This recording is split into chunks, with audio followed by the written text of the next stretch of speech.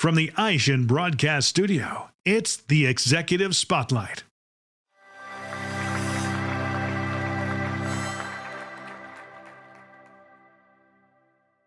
Welcome to the AutoSuccess Executive Spotlight. I'm your host, Brian Ankney. Today, my guest is Jake Davis from Dealer Identity.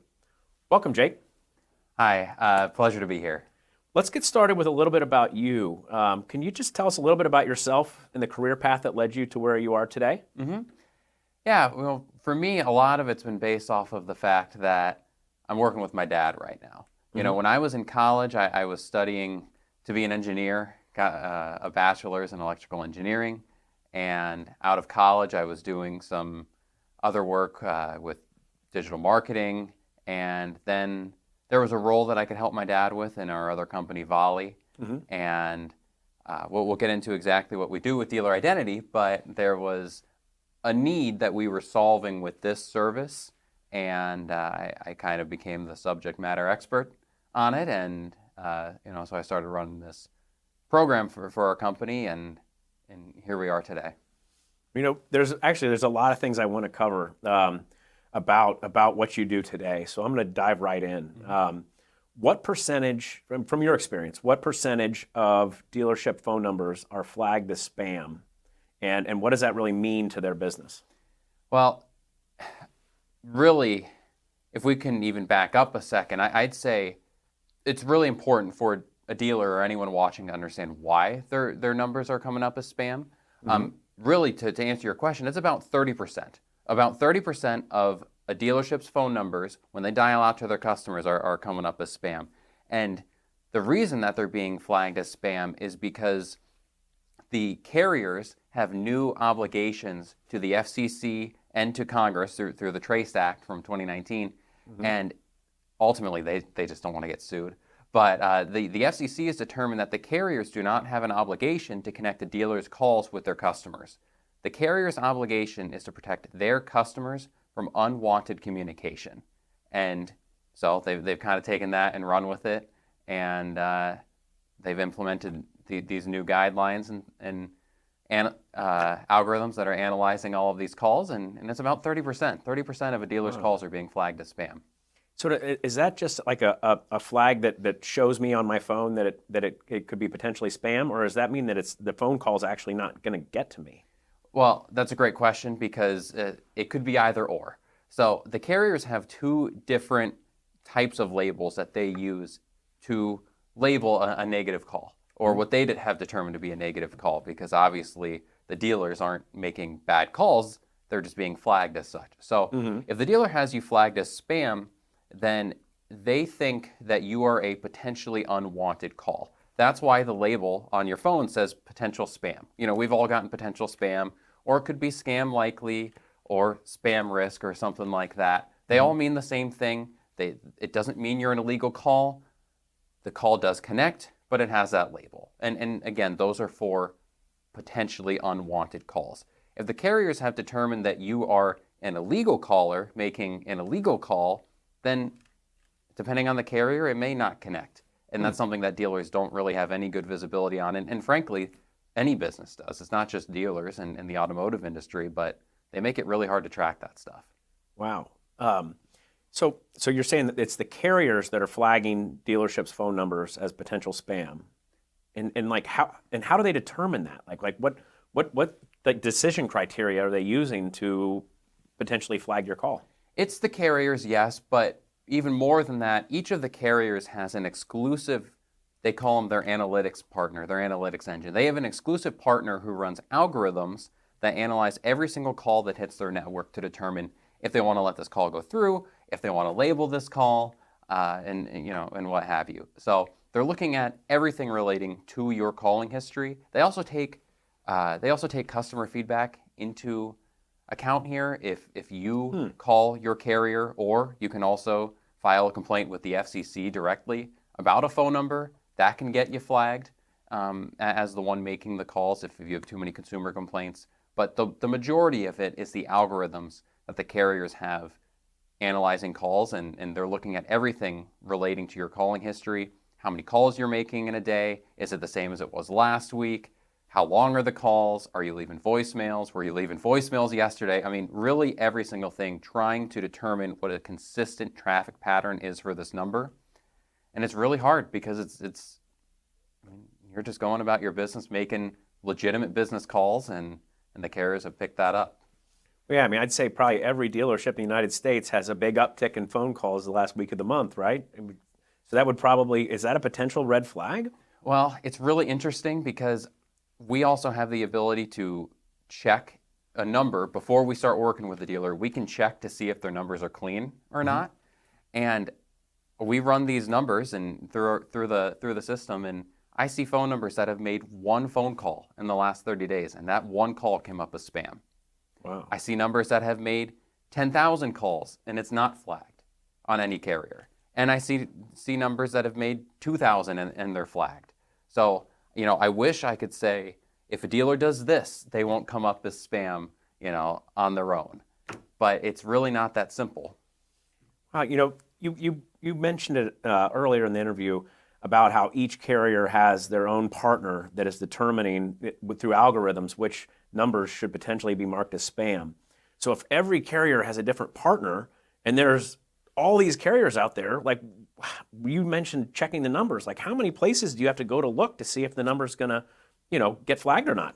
Well, that's a great question, and a great clarification I should make. When we say that each of the carriers does this, I really mean each of the big three: Verizon, AT&T, and T-Mobile. Mm-hmm. Every carrier in the country, big or small, falls into one of three categories. They're either one of the big three, they either use one of the big three's analytics engine, or they don't do call labeling.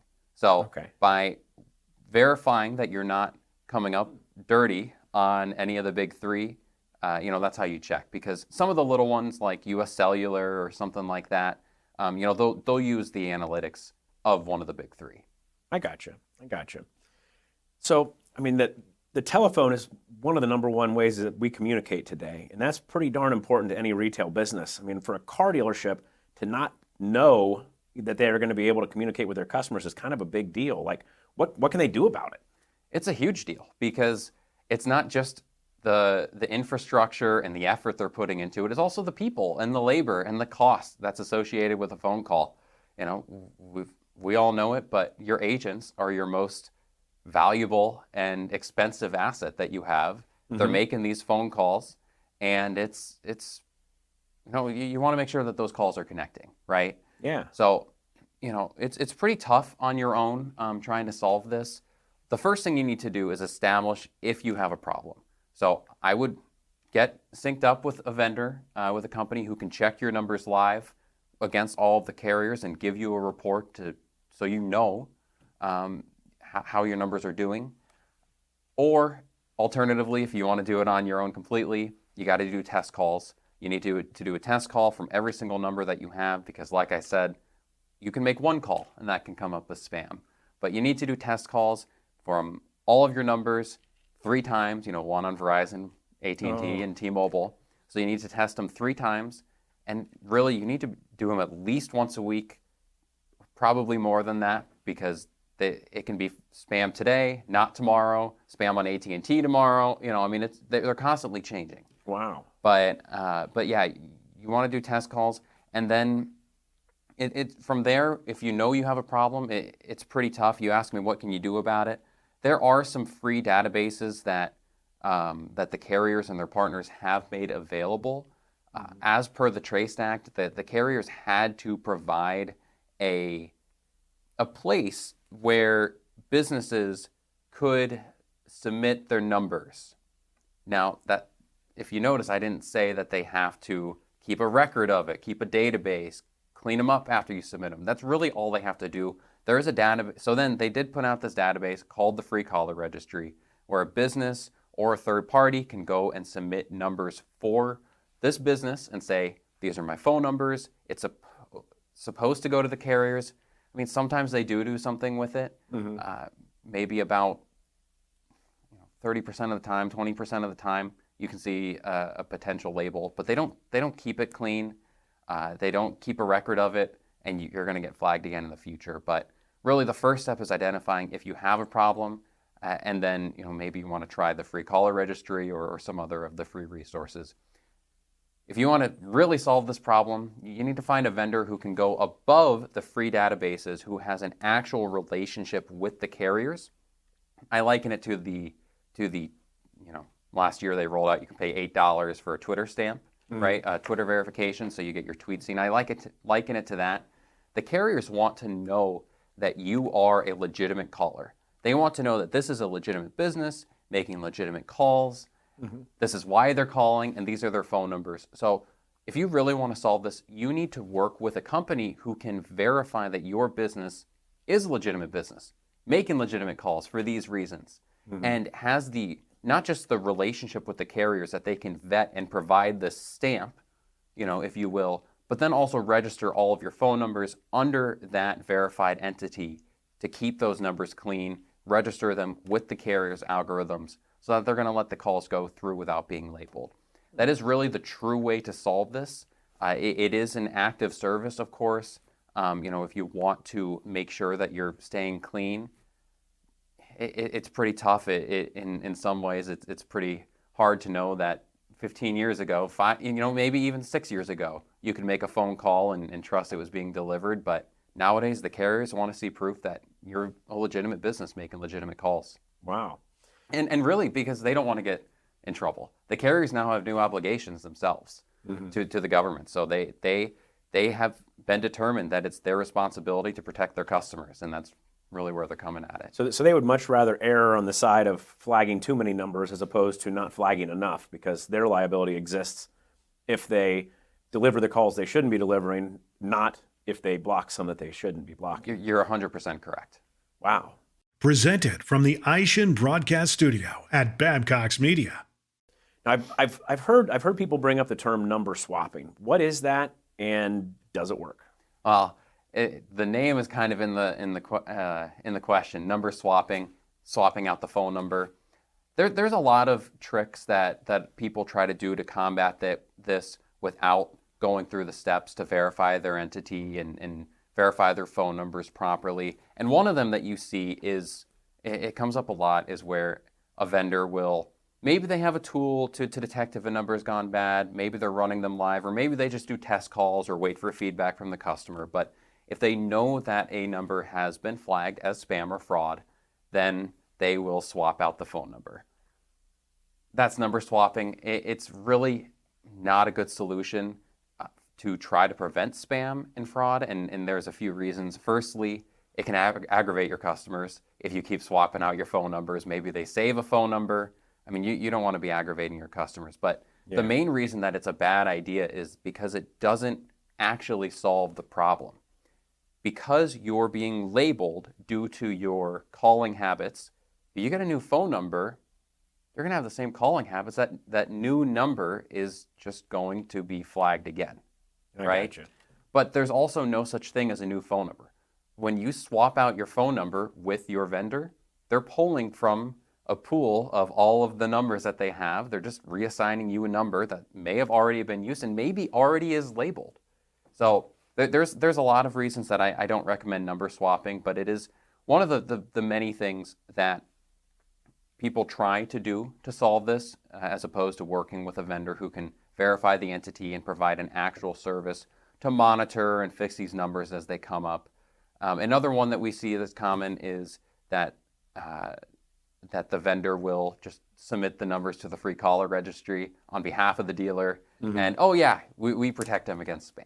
And I'm not a big fan of that one for a couple reasons.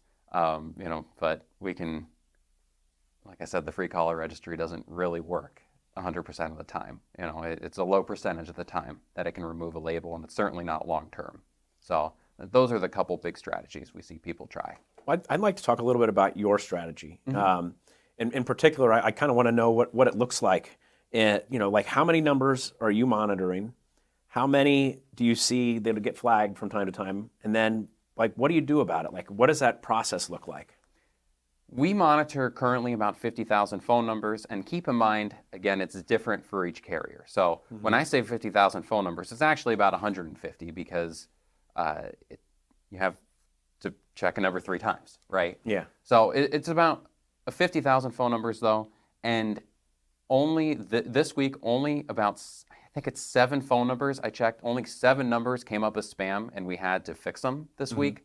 So it's like a 0.006% chance, or however the math works out. It's very, very unlikely that post-registration with us, the number will come up as spam. So the way we do it is in total adherence to the various Know Your Customer laws, the Trace Act, and all the other pieces of regulation. We verify who the dealer is, why they're calling, and we have the agreements with the carriers so that we can register them with the carriers, provide them that verified entity, give them that stamp, like I like to say. So the carriers know who the dealer is, why they're calling their customers, and they know that this is their list of phone numbers. Post-registration, we get updates from the carriers. We monitor to make sure that the numbers stay clean. There's reporting. We can make sure that every single week, I can tell you how many of the numbers we have are coming up as spam, and that's because we get live data from the carriers.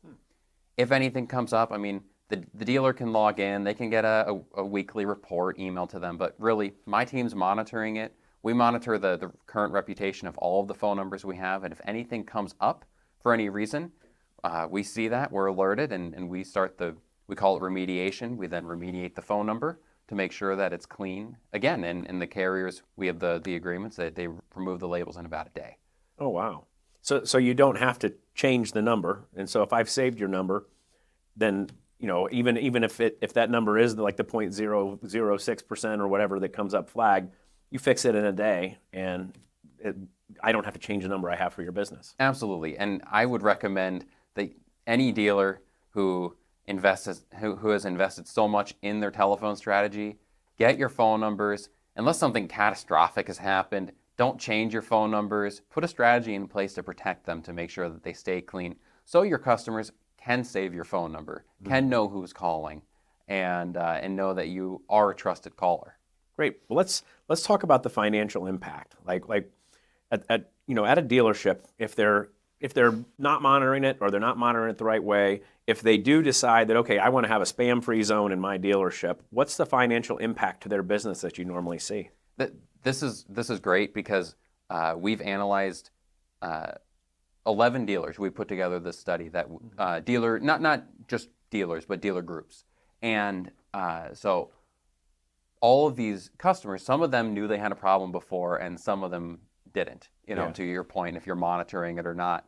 And the average dealer that we work with sees, they see an increase of 7% in their contact rate. That's, if you call 100 people, 7 more of them are going to answer. Those dealers have 38% more conversations. They set 38% more appointments, and you know how that makes some money from there. And that's sales and service.